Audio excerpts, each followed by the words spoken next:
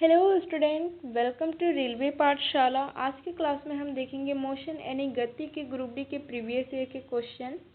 तो चलिए आज की क्लास को स्टार्ट करते हैं। आज का पहला क्वेश्चन है क्वेश्चन नंबर फर्स्ट। किसी वस्तु की गति एक समान त्वरण से बढ़ रही है। यदि प्रारंभिक वेग 5 मीटर प्रति सेकंड है, त्वरण 2 मीटर प्रति सेकंड स्क्वायर है और समय 3 सेकंड है, तो अंतिम वेग क्या होगा। तो क्वेश्चन को करने से पहले सबसे पहले ये समझ लेते हैं कि त्वरण क्या होती है, प्रारंभिक वेग क्या होता है, अंतिम वेग क्या होता है, गति क्या होता है। उसके बाद हम अच्छे से इजीली क्वेश्चन कर पाएंगे। तो सबसे पहले बात कर लेते हैं गति क्या होती है। गति किसी वस्तु की स्थिति में परिवर्तन की दर है जो समय के साथ होती है। यह एक सदिश राशि है जिसका अर्थ है इसका एक निश्चित दिशा और परिणाम दोनों होते हैं। और यदि एकदम सटीक परिभाषा देना चाहे तो दे सकते हैं, निर्देश तंत्र के सापेक्ष पिंड की स्थिति में परिवर्तन को गति कहते हैं। ये एकदम सटीक परिभाषा है। गति को आमतौर पर मीटर प्रति सेकंड या किलोमीटर प्रति घंटा में मापा जाता है। यह एक मूलभूत भौतिक राशि है जो किसी वस्तु की गति को वर्णित करती है। गति की गणना करने के लिए निम्नलिखित सूत्र का उपयोग किया जाता है। गति बराबर होता है दूरी बटा समय, जहाँ दूरी वस्तु द्वारा तय की गई दूरी और समय वस्तु द्वारा तय की गई दूरी को तय करने में लगने वाला समय है।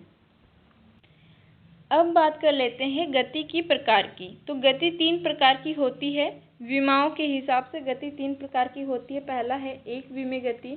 एक विमीय गति वह गति है जिसमें कोई वस्तु सीधी रेखा में चलती है और इसकी स्थिति को एक ही अक्ष पर मापा जा सकता है। इस प्रकार की गति में वस्तु की स्थिति को एक ही निर्देशांक द्वारा दर्शाया जा सकता है। या यदि सटीक परिभाषा देना चाहे तो कह सकते हैं, जिस गति में केवल एक विमा या एक निर्देशांक में परिवर्तन हो, ऐसी गति को एक विमीय गति कहते हैं। इसका उदाहरण है एक सीधी सड़क पर कार की गति, एक सीधी रेलवे लाइन पर ट्रेन की गति। और उदाहरण यदि देना चाहे, प्रकाश की साधारण गति, लिफ्ट की गति, स्वतंत्रता पूर्वक गिरते हुए पिंड की गति और सपाट सड़क पर सीधी चलती हुई गाड़ी की गति। अब बात करते हैं द्विविमीय गति की।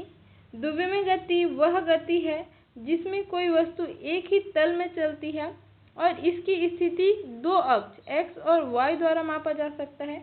इस प्रकार की गति में वस्तु की स्थिति को दो निर्देशांक द्वारा दर्शाया जाता है। और यदि सटीक परिभाषा इसका देना चाहे तो कह सकते हैं, जिस गति में दो विमाएं या निर्देशांक परिवर्तित हो, ऐसी गति को क्या कहते हैं, द्विविमीय गति। यदि उदाहरण की बात करें तो उदाहरण में आ जाएगा एक फुटबॉल खिलाड़ी का मैदान में दौड़ना, एक पत्थर का पानी में फेंके जाने पर बनने वाले तरंगों की गति करना। यदि और उदाहरण इसमें देखें तो प्रक्षेप गति जो हो जाएगा वो द्विविमीय गति का उदाहरण हो जाएगा। वृत्ताकार गति, झूले की गति, क्षैतिज दागी गई गोली की गति, ये सारे किस में आ जाएंगे, द्विविमीय गति में। अब बात करते हैं त्रिविमीय गति। त्रिविमीय गति वह गति है जिसमें कोई वस्तु तीनों अक्षों में चलती है और इसकी स्थिति को तीनों अक्षों द्वारा मापा जा सकता है। इस प्रकार की गति में वस्तु की स्थिति 3 निर्देशांक द्वारा दर्शाया जा सकता है। या इसको कह सकते हैं, जिस गति में तीनों ही विमा या निर्देशांक में परिवर्तित हो, वो गति क्या कहलाती है, त्रिविमीय गति। उदाहरण के लिए एक विमान का उड़ान भरना और अपनी स्थिति बदलना, और दूसरा है एक पक्षी का उड़ान भरना और अपनी दिशा बदलना। या तो और उदाहरण ले सकते हैं, उड़ते कीड़ों की गति, वायुयान की गति, गैस के अणुओं की गति। ये थे विमाओं के आधार पर गति के प्रकार। अब देख लेते हैं गति के अन्य प्रकार। गति कई प्रकार के होते हैं। उसमें पहला है एक समान गति।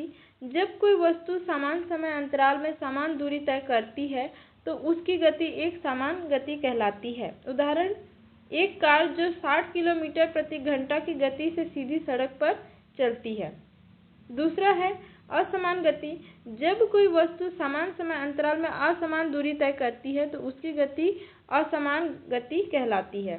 तीसरा है रैखिक गति। जब कोई वस्तु एक सीधी रेखा में चलती है तो उसकी गति रैखिक गति कहलाती है। चौथा है वृत्तीय गति। जब कोई वस्तु एक वृत्ताकार पथ पर चलती है तो उसकी गति वृत्तीय गति कहलाती है। पांचवा है आवर्ती गति। जब कोई वस्तु एक निश्चित समय अंतराल के बाद अपनी प्रारंभिक स्थिति में वापस आ जाती है तो उसकी गति को आवर्ती गति कहलाती है। अब बात कर लेते हैं गति के समीकरण की। गति के मूलभूत 3 समीकरण हैं। ये समीकरण वस्तु की प्रारंभिक स्थिति, वेग, त्वरण और समय के बीच संबंध स्थापित करते हैं। गति का पहला समीकरण जो वेग और समय के बीच में संबंध प्रदर्शित करता है, पहला समीकरण है v बराबर u प्लस at, जहाँ v अंतिम वेग है, u प्रारंभिक वेग है और a त्वरण है और t समय है। दूसरा गति का समीकरण जो है दूरी और समय का संबंध प्रदर्शित करता है। दूसरा समीकरण है s बराबर ut प्लस 1/2 at का स्क्वायर, जहाँ s क्या है, वस्तु द्वारा तय की गई दूरी है और atu जो है अंतिम वेग, प्रारंभिक वेग और त्वरण है। और तीसरा गति का समीकरण जो है वो वेग और दूरी का संबंध प्रदर्शित करता है। तीसरा समीकरण है v स्क्वायर बराबर u स्क्वायर प्लस 2as। तो ये था गति का समीकरण जो आपको याद रखना है, क्वेश्चन इसी से सॉल्व होंगे। ठीक है, अब देखते हैं कि वेग क्या होता है, विस्थापन क्या होता है। तो पहले बात कर लेते हैं वेग की। वेग एक वस्तु की गति की दर और दिशा को दर्शाता है। यह एक सदिश राशि है जिसका अर्थ है कि इसका एक निश्चित परिमाण, मान और दिशा दोनों होते हैं। वेग की दिशा वस्तु की गति के दिशा में होती है और इसका जो परिणाम है, वेग का परिणाम वस्तु की गति के दर को दर्शाता है। और वेग एक सदिश राशि है जिसका अर्थ है कि इसका परिणाम और दिशा दोनों होते हैं। वेग और गति में क्या अंतर है? वेग और गति दोनों ही वस्तु की गति को दर्शाते हैं, लेकिन वेग में दिशा भी शामिल होती है, जबकि गति में केवल परिणाम होते हैं। अब बात करते हैं विस्थापन की। विस्थापन क्या है? विस्थापन एक वस्तु की स्थिति में परिवर्तन को दर्शाता है जो उसकी प्रारंभिक स्थिति से अंतिम स्थिति तक की दूरी को मापता है। यह एक सदिश राशि है जिसका अर्थ है इसका एक निश्चित परिमाण, मान और दिशा दोनों होते हैं। विस्थापन की दिशा प्रारंभिक स्थिति से अंतिम स्थिति की ओर होती है। विस्थापन का परिणाम जो है प्रारंभिक स्थिति और अंतिम स्थिति के बीच की दूरी को दर्शाता है। विस्थापन एक सदिश राशि है जिसका अर्थ इसका परिमाण और दिशा दोनों होते हैं। विस्थापन और दूरी में अंतर। विस्थापन और दूरी दोनों ही वस्तु की गति को दर्शाते हैं, लेकिन विस्थापन में दिशा और परिणाम होते हैं, जबकि दूरी में केवल परिणाम होता है। विस्थापन और दूरी में अंतर को और अच्छे से समझते हैं। दूरी जो है तय किए गए पथ की कुल वास्तविक लंबाई है और विस्थापन जो है प्रारंभिक व अंतिम बिंदु की सीधी यानी न्यूनतम दूरी है। ठीक है, तो इसको एक बार समझते हैं। ये मान लीजिए कि एक मकान है और ये मान लीजिए ये मकान है। ये मकान फर्स्ट और ये मकान सेकंड। ये जो दूरी है ये 5 किलोमीटर के दूरी पर है। ठीक है, और यहाँ से यहाँ पे है हमारा मार्केट। ये हमारा मार्केट। तो सबसे पहले हम इस मकान से मार्केट में आए और फिर मार्केट से हम इस मकान में गए। ठीक है, मकान सेकंड में गए। तो ये जो हमने दूरी तय की है, यहाँ से मार्केट में आए और मार्केट से फिर इस मकान में गए, तो ये जो टोटल दूरी है ये हो गया हमारा दूरी। ठीक है, और विस्थापन जो है प्रारंभिक व अंतिम बिंदु की सीधी यानी न्यूनतम दूरी जो है विस्थापन कहलाती है। तो ये जो न्यूनतम दूरी है ये है प्रारंभिक बिंदु ये है अंतिम बिंदु। ये हमारा क्या हो गया, ये हो गया विस्थापन। अब समझ में आया, ये चीज क्लियर हुआ, ठीक है। यदि हम इस मकान से मार्केट आते, फिर मार्केट से इस घर में जाते और इस घर से फिर पुनः यहाँ आ जाते, यानी प्रारंभिक बिंदु और अंतिम बिंदु यदि सेम होता है तो विस्थापन क्या होता है, 0। ठीक है, ये पॉइंट क्लियर हुआ। अब बात कर लेते हैं सदिश और अदिश की। दूरी जो है वो अदिश राशि होती है। दूरी को बताने के लिए दिशा की जरूरत नहीं पड़ती, लेकिन विस्थापन जो है वो सदिश होती है। ठीक है, इसको बताने के लिए दिशा, विस्थापन को बताने के लिए दिशा की भी जरूरत पड़ती है। ठीक है, और दूरी जो है सदिश नियमों का पालन नहीं करती, विस्थापन जो है वो सदिश योग के नियमों का पालन करती है। दूरी कभी ऋणात्मक नहीं होती, दूरी कभी ऋणात्मक नहीं होती, लेकिन विस्थापन जो है वो ऋणात्मक होता है। ऋणात्मक वो दिशा को बताता है। ठीक है,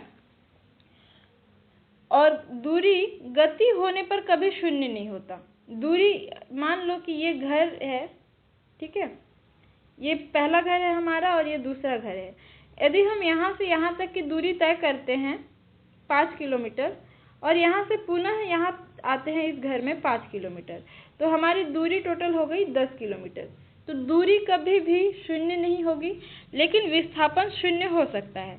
जैसे इस घर से गए और पुनः इस घर में आ गए, इस बिंदु पे आ गए, तो दूरी तो हम तय किए हैं, लेकिन विस्थापन क्या हो जाएगा, शून्य। गति होने पर दूरी जो है, गति होने पर औसत मान कभी शून्य नहीं हो सकता, और विस्थापन जो है गति होने पर औसत मान शून्य हो सकता है।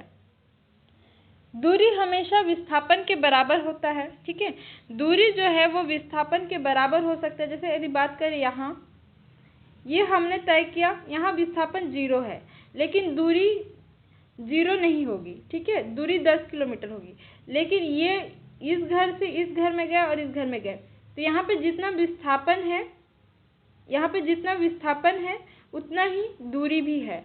तो दूरी हमेशा विस्थापन के बराबर या विस्थापन से अधिक हो सकती है। अधिक कैसे, ये समझे। एक मिनट, अधिक कैसे ये समझे। ये जो घर है, हम लोग यहाँ से यहाँ गए और आके यहाँ रास्ते में रुक गए। ठीक है, यहाँ रास्ते में रुक गए, तो इसका विस्थापन कितना हो गया, विस्थापन हो गया आपका केवल इतना जो है, ये आपका विस्थापन है प्रारंभिक बिंदु से अंतिम बिंदु। लेकिन दूरी क्या है, दूरी यहाँ से यहाँ, यहाँ मान लो ये 2 किलोमीटर है, तो ये 5 किलोमीटर और ये 2 किलोमीटर, तो 7 किलोमीटर हो गया दूरी। तो हमेशा दूरी जो है हमेशा विस्थापन के बराबर या विस्थापन से अधिक होगा, और विस्थापन जो है हमेशा दूरी के बराबर या दूरी से कम होगा। एक ही दिशा में गति होने पर दूरी व विस्थापन बराबर होते हैं। ठीक है, अब आगे बात कर लेते हैं दूरी क्या है। दूरी एक वस्तु द्वारा तय की गई कुल दूरी को दर्शाता है जो उसकी गति के दौरान कवर की जाती है। यह एक अदिश राशि है, जिसका अर्थ है इसका केवल परिमाण होता है, दिशा नहीं। दूरी एक अदिश राशि है। कुल दूरी, दूरी वस्तु द्वारा तय की गई कुल दूरी को दर्शाता है, न कि विस्थापन को।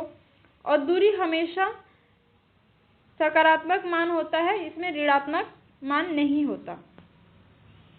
अब आगे देखते हैं चाल क्या है। चाल एक वस्तु की गति की दर को दर्शाती है जो समय के साथ दूरी के परिवर्तन को मापती है। यह एक अदिश राशि है, जिसका अर्थ है इसका केवल परिमाण मान होता है, दिशा नहीं। चाल एक अदिश राशि है, इसके लिए सिर्फ मान चाहिए। चाल वस्तु की गति की दर को दर्शाती है जो समय के साथ दूरी के परिवर्तन को मापती है। चाल हमेशा पॉजिटिव मान देता है।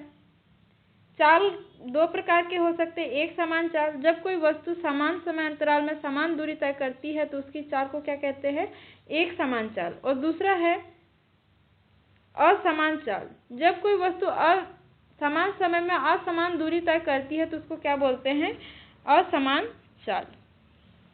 अब बात करते हैं त्वरण का। एक बार हम ये भी देख लेते हैं कि चाल और वेग में क्या अंतर है। ठीक है, तो चाल जो है दूरी की समय के सापेक्ष दर है और वेग जो है विस्थापन की समय के सापेक्ष दर है। चाल जो है अदिश राशि है और वेग जो है सदिश राशि है। चाल नेगेटिव नहीं हो सकता और वेग नेगेटिव हो सकती है। नेगेटिव वो दिशा को प्रदर्शित करती है। ठीक है, और चाल जो है गति होने पर शून्य नहीं होता और वेग जो है गति होने पर शून्य हो सकता है। और चाल जो है गति होने पर औसत मान शून्य नहीं हो सकता और वेग का गति होने पर औसत मान शून्य हो सकता है। और चाल जो है सदैव वेग के बराबर या अधिक होती है और वेग जो है सदैव चाल के बराबर व चाल से कम होता है। ठीक है, ये था वेग और चाल में अंतर, आप इसको नोट कर सकते हो। अब बात करते हैं त्वरण। त्वरण क्या है? त्वरण एक वस्तु की गति में परिवर्तन की दर को दर्शाता है जो समय के साथ वेग में परिवर्तन को मापता है। यह एक सदिश राशि है जिसका अर्थ है कि इसका परिमाण और दिशा दोनों होते हैं। त्वरण एक सदिश राशि है जिसका परिमाण के साथ दिशा होना जरूरी है और त्वरण वस्तु की गति में परिवर्तन को दर्शाता है जो समय के साथ वेग में परिवर्तन को मापता है। त्वरण की दिशा वस्तु के वेग की परिवर्तन की दिशा में होती है। त्वरण दो प्रकार के होते हैं, एक समान त्वरण और असमान त्वरण। जब कोई वस्तु वेग समान समय अंतराल में समान रूप में बदलता है तो उसका त्वरण एक समान त्वरण कहलाता है।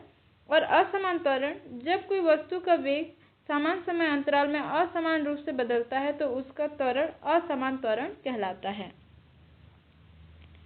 तो अब हम लोग क्वेश्चन कर सकते हैं। तो अब हम लोग क्वेश्चन करने के लिए रेडी हैं। तो चलिए स्टार्ट करते हैं। पहला क्वेश्चन, किसी वस्तु की गति एक समान त्वरण से बढ़ रही है यदि प्रारंभिक वेग 5 मीटर प्रति सेकेंड, त्वरण 2 मीटर प्रति सेकेंड स्क्वायर और समय 3 सेकेंड है तो अंतिम वेग क्या होगा।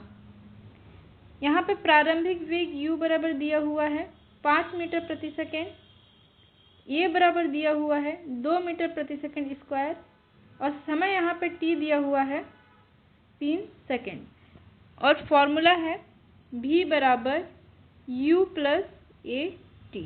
ये गति का पहला समीकरण है। और यहाँ पे हम लोग को क्या ज्ञात करना है? अंतिम वेग। अंतिम वेग क्या होता है? v, ये ज्ञात करना है हमको। तो यहाँ पे फॉर्मूला में मान रखते हैं u हो गया 5 प्लस a हो गया 2 और t हो गया 3। तो यहाँ पे हो गया 5 प्लस 3 दूना 6, तो और इधर क्या है? v, ये है अंतिम वेग। तो यहाँ पे हो गया 5 और 6 11, तो अंतिम वेग कितना निकल गया? 11 मीटर प्रति सेकेंड। वेग किस में होता है? मीटर प्रति सेकेंड में। तो इसका सही आंसर हो जाएगा ऑप्शन डी, 11 मीटर प्रति सेकेंड। क्वेश्चन नंबर सेकेंड, एक वस्तु स्थिर अवस्था से चलना शुरू करती है और 5 सेकेंड में 20 मीटर प्रति सेकेंड की चाल प्राप्त करती है, उसका त्वरण क्या होगा। यहाँ पे स्थिर अवस्था से चलना शुरू करती है मतलब इसका प्रारंभिक वेग जो हो गया वो हो गया u बराबर 0 और अंतिम वेग है 40 मीटर प्रति सेकेंड और इसमें समय दिया हुआ है 5 सेकेंड। तो यहाँ पे v बराबर हो गया है, u बराबर हो गया है 0, v बराबर हो गया है 20 मीटर प्रति सेकेंड और यहाँ पे समय दिया हुआ है 5 सेकेंड और a हम लोग को ज्ञात करना है। तो यहाँ पे हम लोग क्या कर सकते हैं? पहला समीकरण लगाते हैं, v बराबर u प्लस a t। लेकिन हम लोग को क्या ज्ञात करना है? त्वरण ज्ञात करना है। तो त्वरण को हम लोग बाहर निकाल देते हैं। ठीक है, तो यहाँ पे ये जो u है यहाँ प्लस में है, इधर आ जाएगा तो किस में आ जाएगा? माइनस में। और ये गुणे में है a के साथ, तो इधर आ जाएगा तो आ जाएगा बटे में। ठीक है, और इधर क्या रह गया? a। यहाँ पे मान रख देते हैं, v का मान हो जाएगा 20, u हो जाएगा 0 और t हो जाएगा कितना? 5। तो इसको जब हम लोग सॉल्व करेंगे तो कितना आ जाएगा? इधर क्या है अपना a, तो इसको जब हम सॉल्व करेंगे 5 एकम 5, 5 चौके 20, तो 4 मीटर इसका सही आंसर क्या हो जाएगा, 4 मीटर सेकंड का स्क्वायर। त्वरण जो है मीटर प्रति सेकंड स्क्वायर में आता है, तो इसका सही आंसर हो जाएगा क्या, 4 मीटर प्रति सेकंड का स्क्वायर, ऑप्शन बी। अब बढ़ते हैं अगले क्वेश्चन की ओर। Question number 3। एक कार समान वेग 72 किलोमीटर प्रति घंटे से चल रही है, यह कितने मीटर सेकंड में बराबर होगा। तो यहाँ पे 72 किलोमीटर प्रति घंटा में दिया हुआ है और यहाँ पे हम लोग को मीटर प्रति सेकंड में पूछा है। तो यहाँ पे हम लोग क्या करेंगे, 72 गुणे किलोमीटर को यदि मीटर में चेंज करना हुआ तो हम लोग क्या करते हैं, 1000 से गुणा, और यदि घंटे को सेकंड में बदलना हो तो 3600 से गुणा करना होता है। तो ये बटे में है तो ये भी बटे में आ जाएगा, 3600। अब इसको हम लोग सॉल्व करते हैं, ये 2 0 कट जाएगा। जब इसको हम लोग सॉल्व करेंगे, इसको आप सॉल्व कर लीजिएगा तो आ जाएगा कितना, 20 मीटर प्रति सेकंड। तो इसका सही आंसर हो जाएगा ऑप्शन बी, 20 मीटर प्रति सेकंड। अब बढ़ते हैं अगले क्वेश्चन की ओर। Question number 4। यदि कोई वस्तु समान वेग से चल रही है तो उसका त्वरण क्या होगा। ऑप्शन ए 0, ऑप्शन बी अधिकतम, ऑप्शन सी न्यूनतम, ऑप्शन डी अनंत। तो इसका सही आंसर हो जाएगा ऑप्शन ए 0। समान वेग का अर्थ है वेग में परिवर्तन नहीं, तो उसका जहाँ वेग में परिवर्तन नहीं होता है वहाँ त्वरण क्या होता है, 0, क्योंकि वेग में परिवर्तन की दर ही क्या कहलाती है, त्वरण। तो इसका सही आंसर हो जाएगा ऑप्शन ए 0। अगला क्वेश्चन है क्वेश्चन नंबर 5। एक गेंद को ऊपर की ओर फेंका गया तो उसके उच्चतम बिंदु पर उसका त्वरण क्या होगा। Option A 0, option B 9.8 metre प्रति सेकंड का स्क्वायर नीचे की ओर, ऑप्शन सी 9.8 मीटर प्रति सेकंड ऊपर की ओर, ऑप्शन डी बदलता रहता है। तो इसका सही आंसर हो जाएगा ऑप्शन बी 9.8 मीटर प्रति सेकंड नीचे की ओर, क्योंकि गुरुत्व त्वरण सदैव नीचे की ओर कार्य करता है।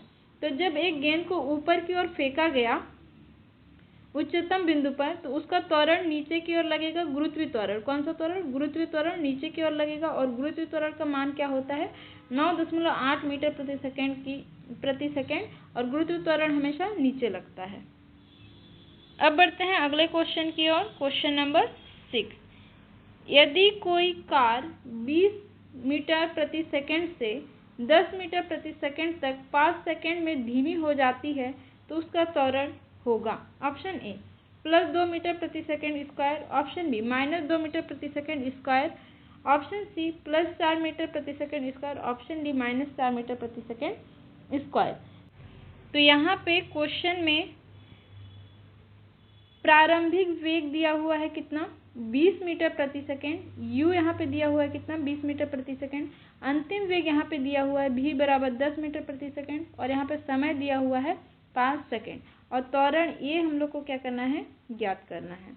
ठीक है, तो हम लोग यहाँ पे पहला फॉर्मूला लगा सकते हैं, v बराबर u प्लस a t। अब हम लोग को चूंकि त्वरण ज्ञात करना है तो त्वरण को हम लोग बाहर निकाल देते हैं।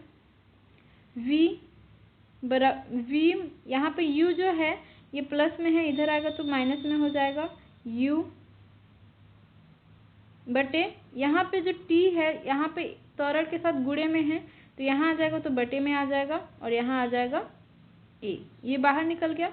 अब इस समीकरण में हम लोग मान रखते हैं। ठीक है, तो v है कितना, 10 मीटर प्रति सेकेंड, और u है कितना, 20 मीटर प्रति सेकेंड, बटे यहाँ पे t कितना है, 5 सेकेंड। जब इसको हम लोग घटाएंगे तो यहाँ पे बचेगा कितना, -10, और t का मान रखेंगे 5 सेकेंड, तो आ जाएगा आंसर इसका -2। तो इसका सही आंसर हो जाएगा ऑप्शन बी, -2 मीटर प्रति सेकेंड का स्क्वायर। तो ये आप लोगों को समझ में आया। इसमें कुछ नहीं करना है, सबसे पहले गति का पहला समीकरण रखना है। ठीक है, उसके बाद उसमें से त्वरण को निकाल देना है बाहर, फिर जो समीकरण बनेगा उस समीकरण में हम लोग को मान रखना है, मान रख के सॉल्व करना है, आंसर आ जाएगा। अब बढ़ते हैं अगले क्वेश्चन की ओर। क्वेश्चन नंबर 7, किसी वस्तु ने 10 मीटर प्रति सेकंड स्क्वायर के त्वरण पर 4 सेकंड में कितनी दूरी तय की, और यहाँ पे प्रारंभिक वेग u बराबर दिया हुआ है 0। ठीक है, तो यहाँ पे दिया हुआ है, त्वरण दिया हुआ है a बराबर 10 मीटर प्रति सेकंड स्क्वायर, और समय दिया हुआ है 4 सेकंड, और दूरी ज्ञात करनी है। तो दूरी ज्ञात करने के लिए हम गति का दूसरा समीकरण लगाते हैं। ठीक है, तो गति का दूसरा समीकरण लगाते हैं। फॉर्मूला s बराबर ut प्लस 1/2 at का स्क्वायर। तो अब इस फॉर्मूले में मान रखते हैं। s क्या है? दूरी, जो हम लोग को ज्ञात करना है, बराबर ut, u कितना दिया हुआ है 0, तो यहाँ पे हो जाएगा 0t, t कितना है 4 सेकेंड, तो यहाँ पे लिख देते हैं 4, प्लस 1/2, ये कितना है 10 मीटर प्रति सेकंड का स्क्वायर, और यहाँ पे दिया हुआ है गुणे t का स्क्वायर, मतलब 4 गुणे 4, स्क्वायर है तो 2 बार लिख दिया।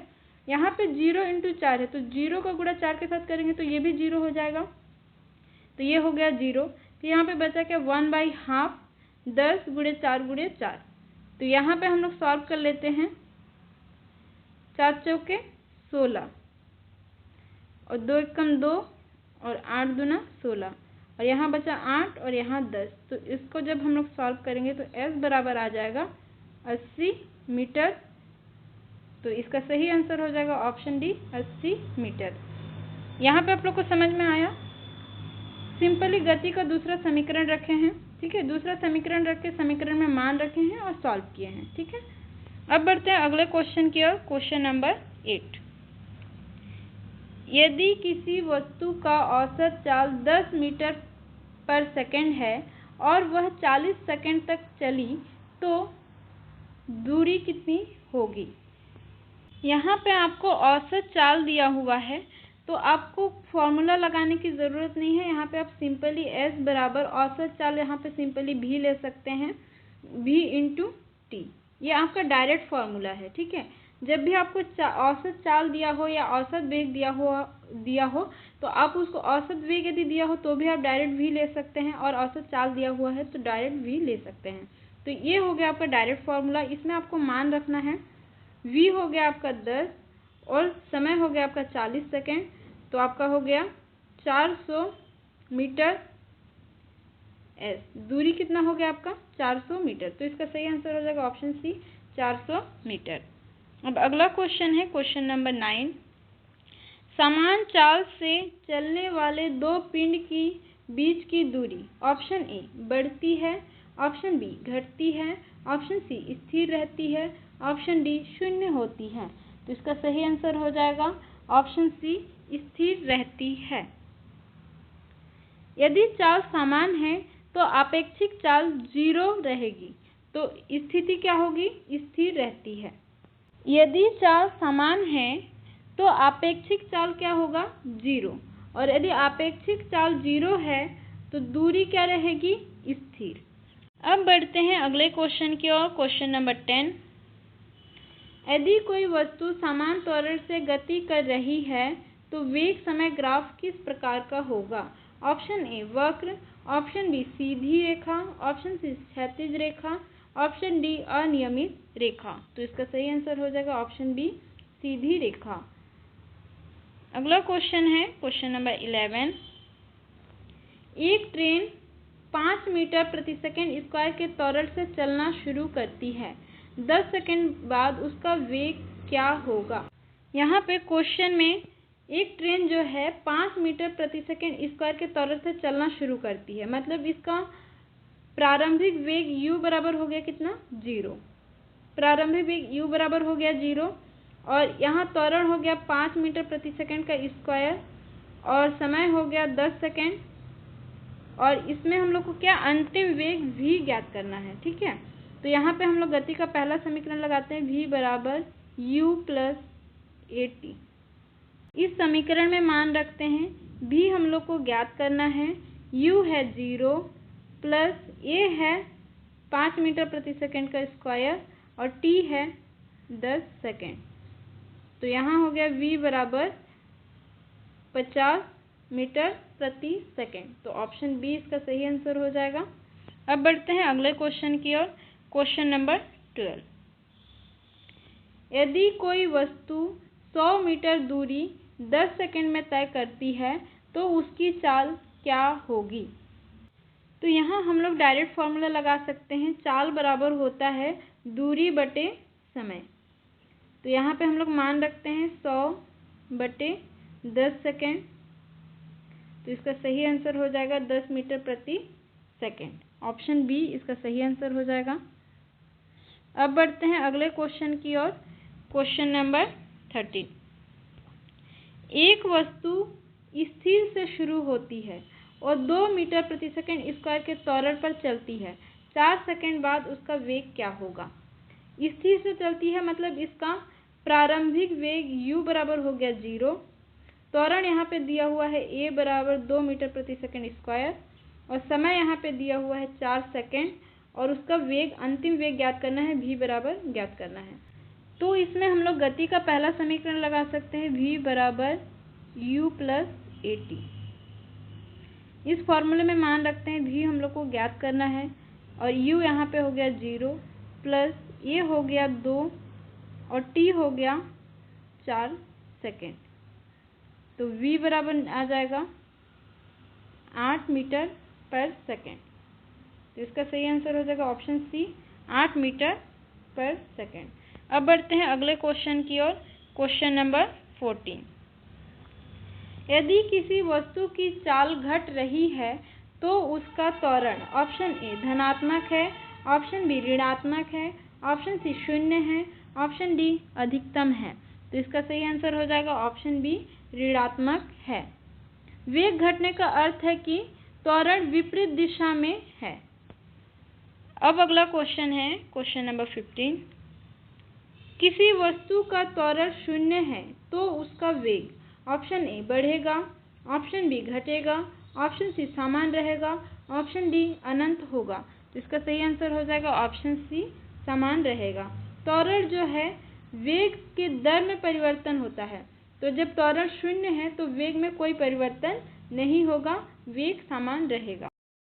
और भी क्वेश्चन थे लेकिन आज के क्लास को हम लोग यही रखते हैं। आशा करते कि आपको क्लास पसंद आई होगी, आपको पूरे क्वेश्चन पसंद आए होंगे और आपकी तैयारी बहुत अच्छी चल रही होगी। यदि आप चैनल पर नए हो तो चैनल को सब्सक्राइब कर लीजिएगा। Thank you for watching.